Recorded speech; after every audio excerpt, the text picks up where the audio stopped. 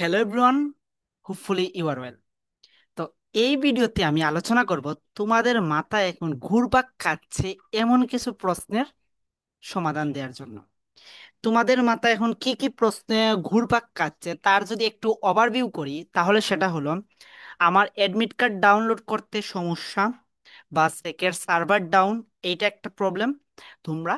তারপর সিলেট ইঞ্জিনিয়ারিং কলেজের তো 28 তারিখ পরীক্ষা, তাহলে কি আমি পরীক্ষার আগে লাইক দ্যাট 26 তারিখ বা 27 তারিখ যদি আমি সেকে আসি, তাইলে আমি কোথায় থাকবো, অর্থাৎ থাকার ব্যবস্থা হবে কি না। তারপর হইল, আমি তো প্রথমবার সিলেট আসব, তাহলে আমি ট্রেন থেকে নেমে বা বাস থেকে নেমে আমি কিভাবে সেকে পৌঁছাবো, তার যাতায়াত উপায়টা কি, এই বিষয়টা নিয়ে আলোচনা করব। এবং সবার শেষে আলোচনা করব এই যে আমাদের কয়েকদিন আছে, এই কয়েকদিন কিভাবে আমরা একটা কামব্যাক করতে পারি। তো হোপফুলি এই চারটা প্রশ্ন তোমাদের মাথায় এখন বড্ড ঘুরপাক খাচ্ছে। আমি এই ভিডিওতে চেষ্টা করব এই চারটার একবারে রাইট ইনফরমেশন দেওয়ার। আর আমার এই পিছনের যে ভার্চুয়াল ভিডিওটা দেখতে পারছো, সেটা হলো তোমাদের প্রাণপ্রিয় ক্যাম্পাস হতে যাওয়া সিলেট ইঞ্জিনিয়ারিং কলেজের সমগ্র ভিডিওর একটা ক্যাপচার। তো চলো আমি আজকের প্রথম থেকে শুরু করি। প্রথমেই আসি সেকের যে অ্যাডমিশন টেস্টের যে অ্যাডমিট কার্ড, সেটা ডাউনলোড ইস্যু নিয়ে। দেখো, ফার্স্ট অফ অল সার্ভার জটিলতার জন্য প্রথম 1 2 3 দিন যে কোনো ইউনিভার্সিটির ওয়েবসাইটে তোমার কিছুটা সমস্যা হয়। এখন সেকের তোমরা অনেকেই বলছো কি যে তোমরা যে অ্যাডমিট কার্ডটা ডাউনলোড দিছো, অনেকের অ্যাডমিট কার্ড ব্ল্যাক হয়ে গেছে, অনেকের ডেট ঠিক নেই, অনেকের টাইম ঠিক নেই, এইগুলা। তো আমি তোমাদেরকে বলবো, পরীক্ষা যেহেতু 28 তারিখ, তো হোপফুলি তোমরা যেই যেখান থেকেই আসো না কেন, সবাই কিন্তু 26 তারিখ মোটামুটি বাড়ি ছাড়বা। তাহলে তোমরা 23 বা 24 তারিখ এগেইন নিউ করে এগেইন আরেকটা অ্যাডমিট কার্ড ডাউনলোড দিবা। যদি ওইটাতে কারেকশন না হয়, তাহলে সেকের যে হেল্পলাইন ইমেল আছে, এই ইমেইলে যোগাযোগ করবা, অথবা তাদের যে হেল্পলাইন নাম্বার আছে, এই নাম্বারে যোগাযোগ করবা। আশা করি তোমাদের ওই অ্যাডমিট কার্ডের সমস্যাটা বা জটিলতাটা সলভ হয়ে যাবে। তাইলে এডমিট কার্ড ইস্যুটা গেল। এবং এখন আসি, সিলেট ইঞ্জিনিয়ারিং কলেজে এডমিট কার্ডে অনেক জায়গায় কি দেয়া নাই, তোমার প্লেসটা দেয়া নাই, কোথায় তোমাদের পরীক্ষাটা হবে। এই দেখো, পিছনের যে ভিডিওটা দেখতে পাচ্ছ, সেটা হলো সিলেট ইঞ্জিনিয়ারিং কলেজের। তোমাদের পরীক্ষাটা অনলি ওয়ান এই সিলেট ইঞ্জিনিয়ারিং কলেজেই হবে। তাছাড়া তুমি এই ভিডিওতে সাইটের দিকে দেখতে পারবা যে এখন যে ড্রোন ভিউটা দেখা যাচ্ছে, এইখানে পাশেই আছে তোমাদের কি, সিলেট কৃষি বিশ্ববিদ্যালয়। তোমাদের সিলেট ইঞ্জিনিয়ারিং কলেজের পরীক্ষা হয় তোমাদের সিলেট ইঞ্জিনিয়ারিং কলেজেই হবে, না হয় পাশেই থাকা সিলেট কৃষি বিশ্ববিদ্যালয় হবে। এজন্য এইখানে কোনো প্লেস দেওয়ার কোনো প্রয়োজন মনে করে নাই কর্তৃপক্ষ, এজন্যই তোমাদের অ্যাডমিট কার্ডে কোনো প্লেস নাই। কিন্তু এইখানে নার্ভাস হওয়ার কোনো কিছুই নেই। প্লেস নাই বলতে যে এখন যে কোনো জায়গায় গিয়ে বসেই পরীক্ষা দিবে এমনটা কিন্তু না। অবভিয়াসলি তোমাদের একটা সিট প্লেন প্রোভাইড করা হবে, এবং সেটা পরীক্ষার 1 দিন বা 2 দিন আগে তোমাদের সিট প্লেন প্রোভাইড করা হবে। হয় প্রত্যেকের ফোনেই তোমাদের এসএমএস এর মাধ্যমে সেই সিট প্লেনটা দেওয়া হবে, না হয় আমার গ্রুপে বা সিলেট অ্যাডমিশন হেল্প ডেস্ক যে গ্রুপটা আছে, ফেসবুক গ্রুপ, বা আমার যে ফেসবুক গ্রুপ আছে লানুইত বিপ্লব, সেখানে আমি সিট প্ল্যানটা পাবলিশ করে দিব। তো এইটা নিয়ে টেনশন করার কোনো কিছুই নেই। ছোট্ট একটা ক্যাম্পাস, এবং কৃষি বিশ্ববিদ্যালয় খুব পাশেই আছে। এই সিলেট ইঞ্জিনিয়ারিং কলেজ থেকে কৃষি বিশ্ববিদ্যালয় তোমার পৌঁছাইতে মাত্র 5 থেকে 10 মিনিটের ব্যাপার, হেঁটে হেঁটে রিল্যাক্সে। তুমি যদি আলসামি করে পৌঁছাও, 10 মিনিটের বেশি লাগবে না সিলেট কৃষি বিশ্ববিদ্যালয়ে পৌঁছাইতে। তাইলে আমাদের প্রবলেম সলভ হইলো, যে অ্যাডমিট কার্ডের ইস্যুটা এবং সিট প্ল্যানিং বা কোথায় পরীক্ষা দিব তার ইস্যুটা। এখন আসি আমরা সিলেট ইঞ্জিনিয়ারিং কলেজে কিভাবে আসব, এই বিষয়টা নিয়ে। তো এই ভিডিওটা যারা সিলেটের ভিতরে আসো, মানে সিলেট বিভাগে আসো, তারাও অলরেডি জানো যে কিভাবে আসবা। বাট সিলেট ডিভিশনের বাইরে যারা আসো, তারা কিভাবে আসবা? সিলেট ডিভিশনের বাইরে যারা আসো, তোমরা লাইক দ্যাট ঢাকা, রাজশাহী, খুলনা, বগুড়া, বা অন্যান্য যে জেলাগুলো আছে, যত জেলায় থেকেই তোমরা সিলেট ইঞ্জিনিয়ারিং কলেজে আসো না কেন, সবাইকেই কিন্তু কদমতলিতে নামিয়ে দিবে। বাসে আসো বা তুমি ট্রেনে আসো, সবাইকেই কিন্তু যে প্লেসে নামিয়ে দিবে সেটা হলো কদমতলি। ট্রেনে আসলে আসলে সেটাকে বলা হয় কদমতলি রেল স্টেশন, এবং বাসে আসলে সেটা হলো কদমতলি বাস স্ট্যান্ড, নামিয়ে দিবে একবারে ডিরেক্ট স্টেশনে। সেখান থেকে তোমরা সিএনজি পাবা। সেখানে অ্যাভেলেবল সিএনজি আছে। আমি এখানে তোমাদের দুইটা ওয়ে দেখিয়ে দিচ্ছি। একটা হলো ভেঙে ভেঙে আসার ওয়ে, আর একটা হলো ডিরেক্ট আসার ওয়ে। তোমরা সেখানে সিএনজি পাবা। সিএনজি কে বলবা টিলাগড় যাবা, রিজার্ভ যারা করবা আর কি, তোমরা সিএনজি কে বলবা টিলাগড় সিলেট ইঞ্জিনিয়ারিং কলেজে যাবা। এখন অনেকেই টিলাগড় সিলেট ইঞ্জিনিয়ারিং কলেজ বললে চিনবে না, বাট টিলাগড় চিনবে। তাইলে তোমরা একটা জিনিস বলতে পারো যে টিলাগড় ইকো পার্ক। ঠিক আছে, যে সিলেট ইঞ্জিনিয়ারিং কলেজ যদি বলে, বলার পর চিনে না, তাহলে তোমরা বলতে পারো যে টিলাগড় ইকো পার্ক বা সিলেট কৃষি বিশ্ববিদ্যালয়। তাহলে তোমাদের অপশনটা কি? অবভিয়াসলি মাস্ট বি তোমরা হাইলাইট করে দিবা টিলাগড়, এবং সেটার লোকেশন হিসেবে বলতে পারো সিলেট ইঞ্জিনিয়ারিং কলেজ। যদি সেটা না জানে, সিলেট কৃষি বিশ্ববিদ্যালয়। যদি সেটাও না জানে, টিলাগড় ইকো পার্ক। তাহলে এই তিনটার মধ্যে যে কোনো একটা সিএনজি ড্রাইভারে চিনবে। তো আমরা বুঝলাম সিএনজি ড্রাইভারকে কিভাবে আমরা ইনস্ট্রাকশন দিব। আচ্ছা, তারপর আসি, এখন হইল ভাড়া দরদাম। এইখানে আসলে তোমার ভাড়া 200 থেকে 300 টাকা খরচ হবে। তোমরা সিএনজির সাথে বার্গেটিং করে 200 থেকে 300 টাকার মধ্যে রিজার্ভ সিএনজি নিয়ে নিবা। কিন্তু ক্ষেত্র বিশেষে সর্বোচ্চ হলো 350 টাকা, এর বেশি তোমাদের নেয়ার দরকার নেই। তোমরা সিলেটের বাইরে বিদায় অনেক সিএনজি ড্রাইভাররা তোমাদের অনেক কিছু টাকা কাবু করতে পারে, অনেক টাকায় নেয়ার করতে পারে। তোমরা দরকার হয় ওই প্লেসটা চেঞ্জ করে আর একটু সামনে যাইবা, গিয়ে একটু বার্গেটিং করে 200 থেকে 300 টাকা হইলে বেস্ট, বা 350 টাকা, সর্বোচ্চ 350 টাকায় রিজার্ভ করে তোমরা সিলেট ইঞ্জিনিয়ারিং কলেজে চলে আসবা। এখন যদি তোমরা ভেঙে ভেঙে আসতে চাও, ভেঙে ভেঙে আসতে চাইলে তোমরা দেখবা যে এখানে সিএনজি আছে, লোকাল সিএনজি পাইবা। বাস স্ট্যান্ড থেকে নামো, আর ট্রেন থেকে নেমে তুমি মেইন রোডে আসলে লোকাল সিএনজি পাবা।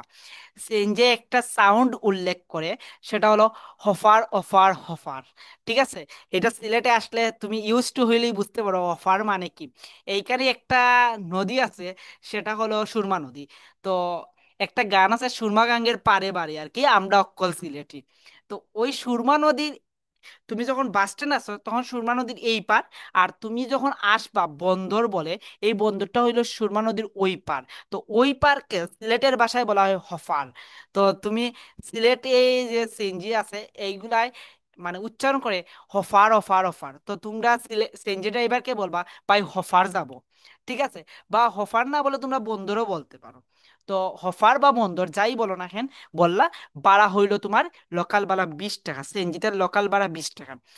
অফার আসার পর অর্থাৎ বন্দর আসার পর তোমরা আসবা মধুবন সুপার মার্কেট।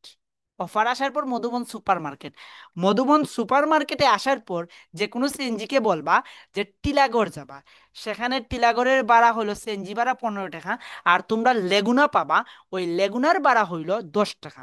তাহলে তোমরা টিলাগড় হয় সিএনজিতে আসতে পারো, না হয় লেগুনাতে আসতে পারো। সিএনজি ভাড়া লোকাল ভাড়া হইলো তোমার 15 টাকা, এবং তোমার লেগুনা ভাড়া হইলো তোমার 10 টাকা। দেন টিলাগড় পয়েন্টে নামার পর যে কোনো তুমি অটো রিক্সা যে আছে, অটো রিক্সা, ওই অটো রিক্সা করে বা রিক্সা করে তুমি সিলেট ইঞ্জিনিয়ারিং কলেজে আসতে পারো। টিলাগড় পয়েন্ট থেকে তোমার অটো রিক্সার ভাড়া হলো 30 টাকা পার হেড। দুইজন আসলেও 30 টাকা দিবা, একজন আসলেও 30 টাকা দিবা। বাট তিনজন যখন আসবা তখন 40 টাকা দিতে হবে। ঠিক আছে, এই হইলো তোমার লোকাল ওয়ে।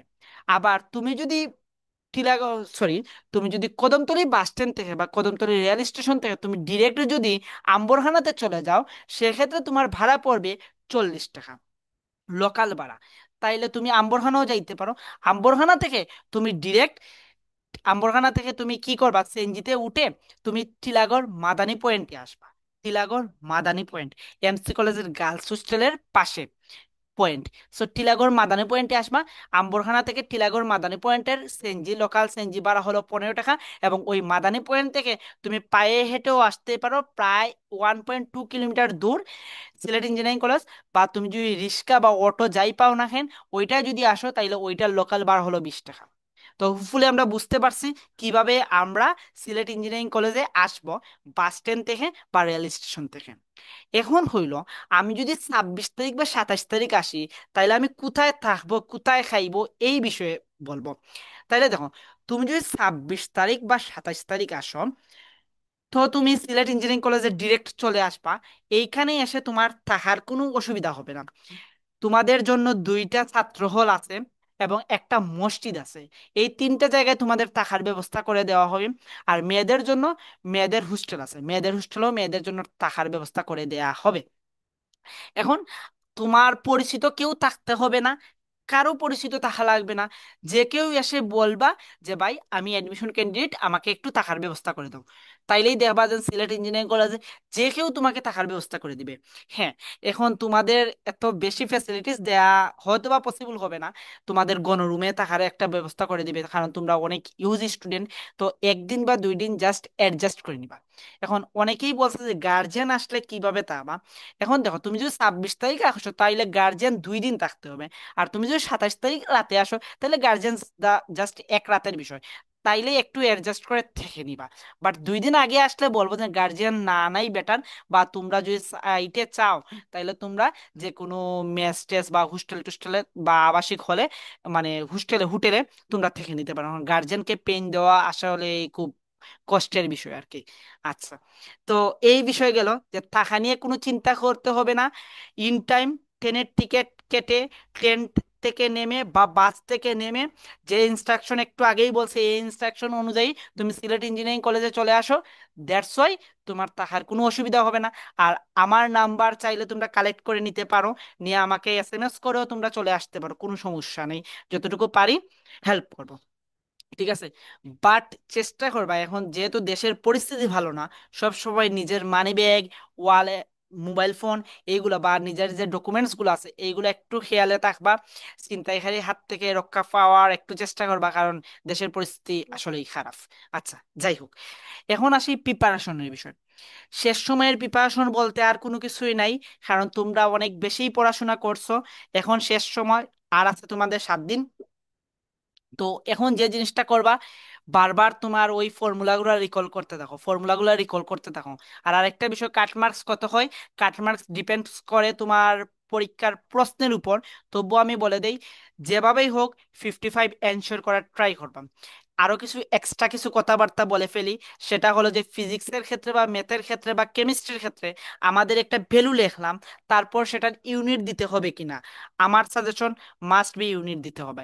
কি জন্য ইউনিট দিতে হবে দেখো, অনেকেই বলবে এখানে পার্শাল রিটেন আছে, পার্শাল মার্কস পাবা। আমি বলবো কোনো এডমিশন টেস্টের ক্ষেত্রে আমার মনে হয় যে পার্সোনাল কোনো পার্শাল মার্কস কাউন্ট করে না। কেন কাউন্ট করে না একটু বলি। তোমরা পরীক্ষা দিবা 2200 সামথিং, এখন তোমাদের সিলেক্ট করতে হবে স্যারদের 180 জন। এখন 2200 থেকে যদি পার্শাল মার্কস কাউন্ট করতে থাকে, তাহলে 180 জন সিলেক্ট করতে স্যারদের অনেক বিড়ম্বনায় পড়তে হবে। তাইলে আমি যদি টিচার হইতাম, তোমাদের পেপার দেখতাম, তাইলে আমি এই কষ্টটা করতাম না। তোমার একটু মিস্টেক পাইছি, তোমার এটা কেটে দিতাম, কারণ আমাকে 180 জনকে সিট দিতে হবে, আমাকে 2200 জনের সিট দিতে হবে না। তারপর আসি জিপিএ এর উপর প্রভাব পড়ে কিনা। হ্যাঁ, জিপিএ তে 20 মার্ক, বাট তুমি 180-র মধ্যে, সরি, তুমি 100-র মধ্যে 55 এনশোর করো। আশা করি সৃষ্টিকর্তা তোমার এই যে 55টা দিয়েই তোমাকে থেকে চান্স পাইয়ে দিবেন। আর কোনো প্রশ্ন আশা করি তোমার মাথার মধ্যে নাই, সব প্রশ্নের সমাধান এই ভিডিওতেই পেয়ে গেছো ভাই। তো ভালো থাকো, সুস্থ থাকো। আর যদি কোনো প্রয়োজন হয় আমার নাম্বারে নক কইরো। তো ধন্যবাদ সবাইকে।